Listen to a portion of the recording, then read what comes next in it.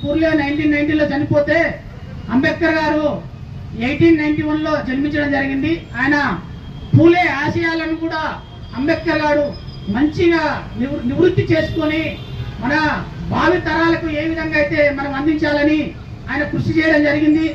ఎందుకంటున్నానంటే అంబేద్కర్ ఈరోజు రాజ్యాంగాన్ని రచించకపోతే మనము ఈరోజు ఇక్కడ స్వేచ్ఛగా మాట్లాడే హక్కు కూడా మనకు లేకుండే.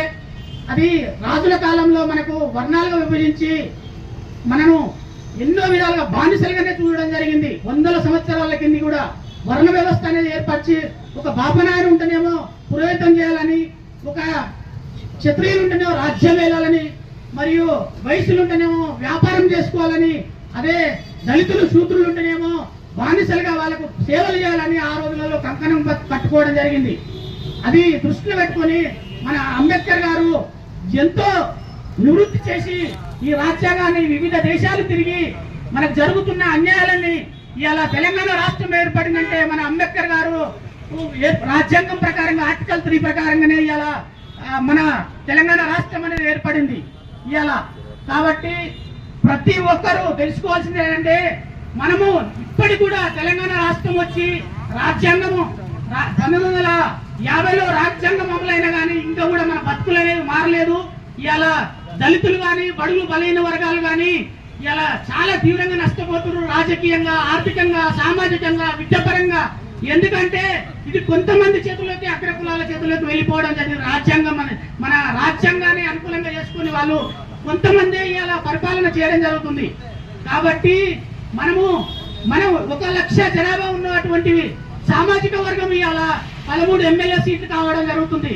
ఎందుకంటే మనము మన ఓట్లను మనం వేసుకోకుండా మనం అగ్ర కులాలకు ఒత్తాసు పలుకుంటూ ఇలా ఓట్లు వేయడం జరుగుతుంది. అది తెలుసుకోనన్ని రోజులు ఇదే పరిస్థితి ఉంటుంది. ఇదే విధంగా మీటింగ్లు పెట్టుకోవాల్సి వస్తుంది, ఇదే విధంగా మాట్లాడుకుంటాం, ఇదే విధంగా చులకన చేసే భావం కూడా మనలో ఏర్పాటు చేయడం జరుగుతుంది. అటువంటిది కాకుండా ఈ కాంగ్రెస్ పార్టీ కానీ, బీజేపీ పార్టీ కానీ, టిఆర్ఎస్ పార్టీ కానీ ఈ 3 తెలంగాణ రాష్ట్రంలో ఉన్నటువంటి ప్రధాన 3 పార్టీలకు మనం ఓట్లేసినట్లయితే మన బతుకులు ఎప్పుడు ఇట్లనే ఉంటాయి. కాబట్టి మనం అందరం ఆలోచన చేయాలి. ఒక పిడికిని తెలంగాణ రాష్ట్రంలో రెడ్డి సామాజిక వర్గం 10 లక్షల జనాభా ఉంటది. 10 లక్షల జనాభా ఉన్న వాళ్ళు ఇలా 43 ఎమ్మెల్యే సీట్లు కేటాయించడం జరుగుతుంది. 43 మంది ఎమ్మెల్యేలు అవుతున్నారు. ఒకసారి మనం ఆత్మ పరిశీలన చేసుకోవాలి. మన బీసీ బిడ్డలు కానీ, మన ఎస్సీ ఎస్టీ బీసీ మైనార్టీ బిడ్డలు కానీ ఆలోచన చేసుకోవాలి. అది ఆలోచన చేసుకోనని రోజులు మన బతుకులు ఇట్లనే ఉంటాయి. మనము ఎన్నడూ మారము. మనం ఏమైనా వాడుకుంటారు వదిలేస్తున్న పార్టీలు.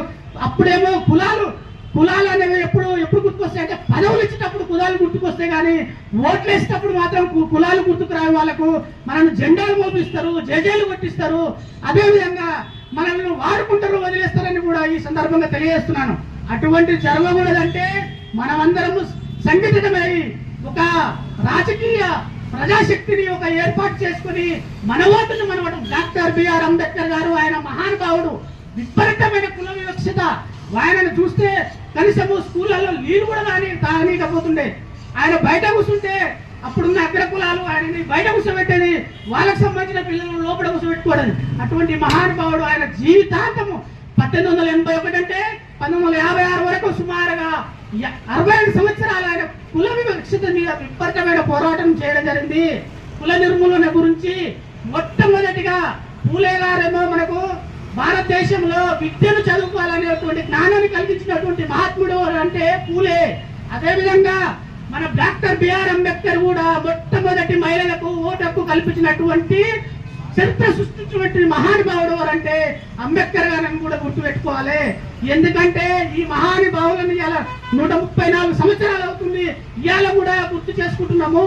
అంటే వాళ్ళు ఎంత చేశారంటే మన దేశానికి కానీ, మన దళితులు కానీ, మన బడుగు బలహీన వర్గాలకు కానీ ఇలా వాళ్ళ శ్రమ మొత్తము, జీవితం మొత్తము వాళ్ళు దారపోయడం జరిగింది. కాబట్టి ప్రతి ఒక్కరూ అంబేద్కర్ స్ఫూర్తితో, అంబేద్కర్ ఆశయాలతో, పూలే ఆశయాలతో, అదేవిధంగా బిపి మండల్ గారి ఆశయాలతో, ఇలా మహానుభావుల ఆశయాలతో మనం అందరం ముందుకెళ్ళాలి. అప్పుడే రాజకీయ అధికారం అనేది సాధ్యమవుతుంది. 2028లో బీసీల రాజ్యాధికారం కూడా సాధ్యం చేయడానికి వక్తలు ఇవ్వాలా. యావత్తు తెలంగాణ రాష్ట్రంలో ఇప్పుడు ఇంత ముందుకు మనం చూసిన గతంలో సాయుధ పోరాటం చూసినాము, నక్సల్ పరి ఉద్యమాన్ని చూసినాము, మరియు అదేవిధంగా తెలంగాణ ప్రత్యేక రాష్ట్ర ఉద్యమంలో కూడా మనందరూ ఇక్కడ ఉన్నటువంటి వ్యక్తులందరూ కూడా పాల్గొన్నటువంటి వాళ్ళే.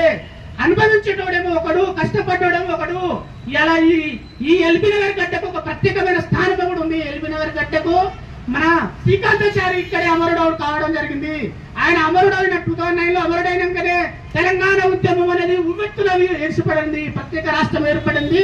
ఆ రాష్ట్రం ఏర్పడినాక దాన్ని అనుభవించడంలో అంటే కొంతమంది చేతులకి వెళ్ళిపోవడం జరిగింది. అది కేసీఆర్ కూడా చేసింది, కానీ మన బీసీలను దళితులను అణగదొక్కడం జరిగింది. ఎందుకంటే మన అందరూ ఎన్నడూ కూడా చేరదీయలేదు. వాళ్ళ సామాజిక వర్గానికి పదవులు ఇచ్చుకోవడం జరిగింది. అలా ఏంటంటే వారసత్వ రాజకీయాలను కూడా ఒకసారి గుర్తు పెట్టుకోవాలన్న అన్నదమ్ములని కోరేదంటే వారసత్వ రాజకీయాన్ని మనం అంతం చేయవలసిన సమయం వస్తుంది. ఆ రోజు అంబేద్కర్ గారు కుల నిర్మూలన ఏ విధంగా అయితే పోరాటం చేయడం జరిగిందో, అదే విధంగా ఈ రోజు మనము వారసత్వ రాజకీయాలను, వాని కొడుకే ఎమ్మెల్యే అవుతాడు, వాని తండ్రి ఎమ్మెల్యే అవుతాడు, వాని ముత్తాత ఎంపీ అవుతాడు, ఇదే వారసత్వంగా వాళ్ళే అవుతున్నారు. కాబట్టి అటువంటిది లేకుండా జరుపుకోవాలంటే మనము భవిష్యత్తులో ఎస్సీ ఎస్టీ బీసీలందరూ కలిసి ఒక సంఘటితమై ఒక రాజకీయ పార్టీగా ఏర్పడాలని కోరుతూ ఈ అవకాశం ఇచ్చిన పెద్దలకు జై పూలే, డాక్టర్ బిఆర్ అంబేద్కర్ ఆశయాలను జై